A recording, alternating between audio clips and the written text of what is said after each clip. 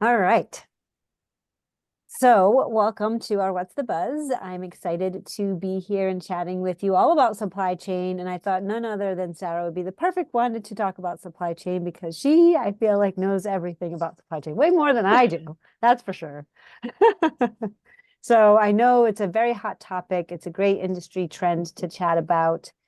It's something that's always, even from a consumer to a business, we all are affected by supply chain, which I'm sure you can elaborate on, Sarah, but everybody is affected from supply chain issues and challenges and demands, whether you're trying to get something to order a part, even for your car, versus trying to deal with manufacturers and distributors. So very excited to talk to you today about our topic, which is supply chain visibility, only possible with supplier collaboration. Yes. Yes. So we're going to introduce yourself really quickly before we dive in. So, Sarah Scudder, again, joining from the Bay Area today. I have spent my entire career in procurement and supply chain, so I call myself a little bit of a nerd. Started on the indirect side, actually, in something called marketing procurement, which when I started in the industry was very new. And it's a role that's become more common now, where organizations have somebody who sits on the marketing and procurement team and helps marketing source and procure all the things they need to be successful in their go-to-market motion. And then about 2.5 years ago, I pivoted from the indirect space to the direct side and have been working with manufacturers and organizations that are buying lots of direct material purchases. So that's things like parts and materials. So kind of come full circle on the direct and the indirect side. And a common theme in all aspects of my career has been this notion of supply chain visibility and really having an understanding about what's happening at every single stage of your supply chain so the buyer and organization can pivot and make smart, intelligent decisions if things aren't going to end up how they had hoped or expected. And I feel like you would think a lot of people, manufacturers, distributors would want to have the supply chain visibility and would not. And you probably see this where they're probably not having the systems, the tools, the processes in place to be able to do that. So I'm sure there's a lot of manual things going on if you want to elaborate on that manual aspect of it. Yeah, so when we talk about supply chain visibility, I think step one is looking at what are the systems and processes that an organization is using to manage their data and manage all their interactions with their suppliers. And if it's a small organization, often in the manufacturing space in particular, we do see quite a few manual processes. And by that, I mean companies relying pretty heavily on email and spreadsheets to communicate back and forth with suppliers about things they need to purchase, actually issuing the purchase order when they are ready to make a purchase, and then post purchase order, managing all of the changes that come in after a purchase order has been issued. And I remember when I was talking to my girlfriend who spent most of her career at Unilever, so a very, very big manufacturer who had budget and resources and systems. And she said to me, I don't understand why you would have changes after a purchase order's been issued. Shouldn't you have done all of your pre-work and set everything in place so the PO's issued and you know from there that you're going to get what you want when you want it? Well, I walked her through some examples of organizations that I've worked with where there are a significant amount of changes that are coming in after a purchase order has been issued. And this was significantly heightened during the pandemic I'm when you sure. had suppliers who all of a sudden had to shut down their facilities or their production capabilities were cut in half. So what would be considered a normal standard order became very, very out of the norm, and they weren't even able to fulfill things. So all of that kind of blew up and changed during COVID. Now that we're in post-COVID, things are not as crazy as they used to be, but there are still lots of things that come up when a purchase order is issued, like there may be a price change that was affected by a raw material cost that increased 2 days ago, and you didn't know that when you issued the purchase order. Or there may be something happening with one of your facilities in China. Maybe there's a pivot to a facility in a different part of the country, and maybe the order can't be fulfilled in full. Maybe they need to do a partial. So my point is, there are all these things that come up after a purchase order has been issued that no matter how much pre-work you do, you're not going to be able to avoid it. And so the question is, how much visibility do you as a buyer have when you have all of these manual processes and you're waiting on a spreadsheet to be updated, or an email to be responded to, or, oh, somebody on your team is sick for a week and they're the person that goes into your ERP to update the purchase orders and the data after the changes have been approved via email. So there's lots of things that can play a factor if you are dealing with lots of manual processes. It definitely sounds that way. And I feel like because everything might be so manual, it just makes it that much more complex for them. Whereas if it wasn't manual, it'd be more streamlined, everyone would have more visibility, it would make things a lot easier. So they're obviously making more work for themselves in the long run and having that lack of visibility, right? So yeah, so visibility, a big piece of that is having accessibility across an entire organization so everyone can see where something's at any specific time. So again, I go back to the example, if I'm on a team with 5 or 10 buyers and somebody's out sick and nobody has access to that person's email and things are coming in inbound and there's not a central portal or process or system, organizations really struggle and are going to not have real-time live information like they need it. So I'm a huge believer in leveraging technology, with a caveat that you have to have the right people in place that are going to use the technology. And then you've got to have the right processes in place to support using the technology and ensuring and making sure that the data and systems are accurate. The other piece that I think is really important, Amy, to your point, is the data piece. If I were to go around and talk to organizations where you are issuing lots of purchase orders from your ERP, I bet you almost every single person would tell you that they don't trust the data in their ERP. They also don't trust the data in their MRP, and that's because so much happens outside of the system, and then it doesn't get updated back into the system when those changes are made.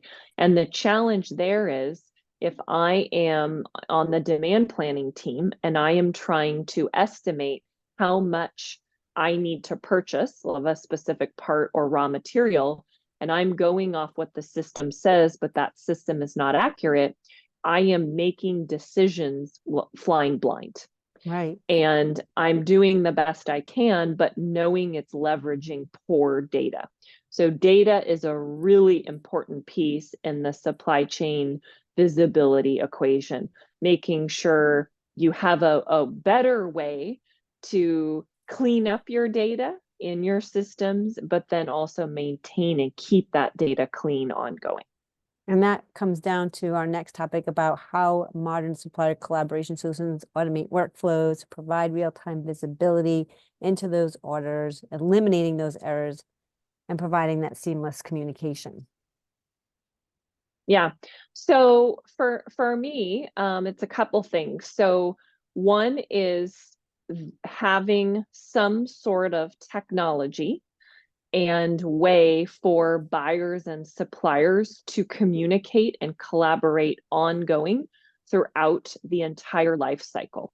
So from what's called first mile, that's when buyers are planning and placing orders, to the last mile, And that's where orders are actually being delivered to the end customer, whether that's through a distributor, whether that's a B2C play where it's being delivered directly to an end customer. So having some way to know where things are at from start to finish. So that's really important. And then the other thing that I think can really help with having visibility and better collaboration between the buyers and supplier is something called scorecards.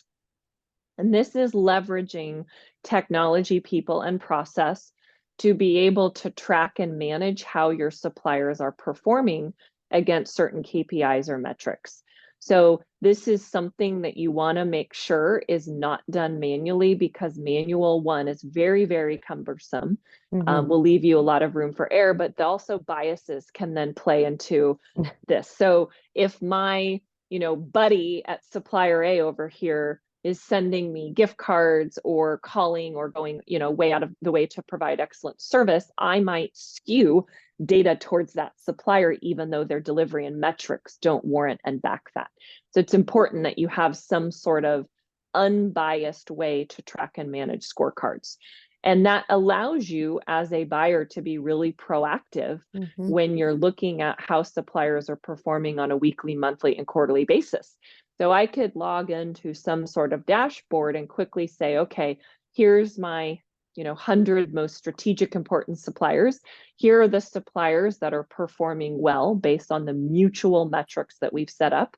Here are suppliers that are doing so-so, and here are some suppliers that really, really aren't performing well, which allows me to be a good partner and reach out to those suppliers and have conversations and say, here's what the metrics are saying, and talking through and collaborating together around what those suppliers can do to improve processes, improve production, whatever they need to do to be able to hit those metrics.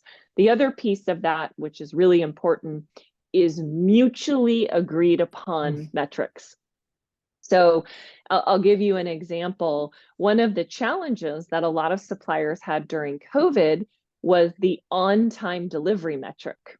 So a supplier would produce whatever they said on time.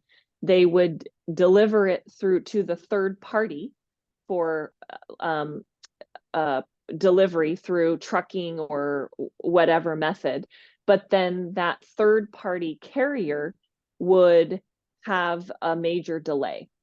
The trucks weren't available or the boats weren't available, and there may have been a massive delay in the actual logistics and transportation piece of it, but the supplier hit all of their KPIs and metrics. So that's an example of something that you want to work through with the supplier on what is actually fair to track, because you don't want to be dinging suppliers when they are actually performing as well, because that can be reverse incentive and a supplier may not be overly excited to perform and go out of the way to work with you.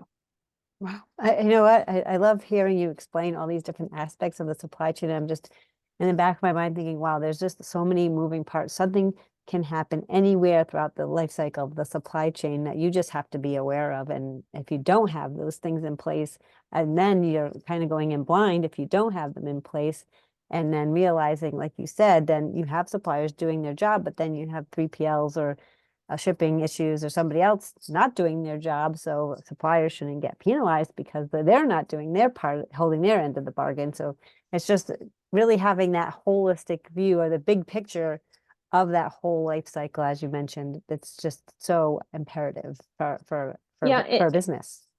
And I think the kind of a more basic way or example to describe it is, if you are manufacturing something, we'll use manufacturing as an example, and you place your purchase orders on time at the quantities that you think you need, and then you don't hear anything from your suppliers, you're going to assume everything's on time, everything's on track.